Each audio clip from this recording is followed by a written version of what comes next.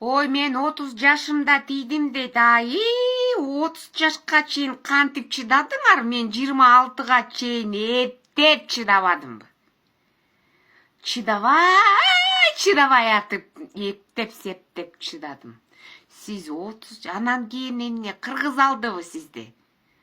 Ой, Жездешка вообще молодец, а? Бактылуу болгула. Ой, биздин бореки туугандарда улам эле качан күйгө тийсиң, качан университетте окуп атканда уже аңдып атышты. Университетти бүткөндөн кийин кайра эле еще кош бетер бала төрөбөйсүң, качан төрөйсүң, балалуу болосуңбу? Бул күйгө тие калды эле. Ошентип атып эле тийгизип салышты да.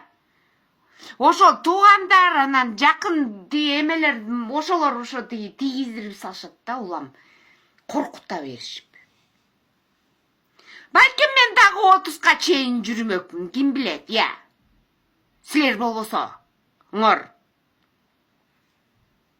Ой, сурабагылачы жаш кыздардан, азыр вообще 20га чыккан кыздардан да сурай берет экенсиңер, күйгө тийдиңби, турмушка тийдиңби, бала төрөбөйсүң. Убакыт кетип атат. Күйгөгө тий. Как будто күйөдөн бирөө эл деген как будто жыргап аткансып. Как будто прям күйөлөр деген прям жыргатып бакып аткансып.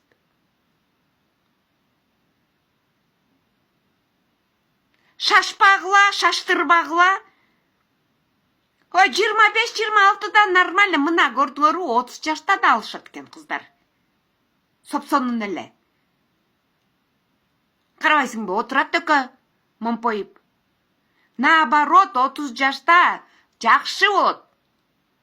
25тен салаңдаганда уже ошондо күйгө тийгиле. Кичине акылдуураак болосуңар. Балдарыңарды да тарбиялаганда жакшы тарбиялайсыңар. Ар бир балага маанисин бересиңер. Жүрөгүңөрдү бересиңер. Жөн эле түкүрүп коесуңар, анан ыргытасыңар. Карабайсыңарбы, жаш кыздар эмне кылып атат балдар менен? Нормально тарбия бербейсиңер. Потому что ал жаш кыз өзү дагы киченекей. Ошон үчүн балдарына көп маани бербейт.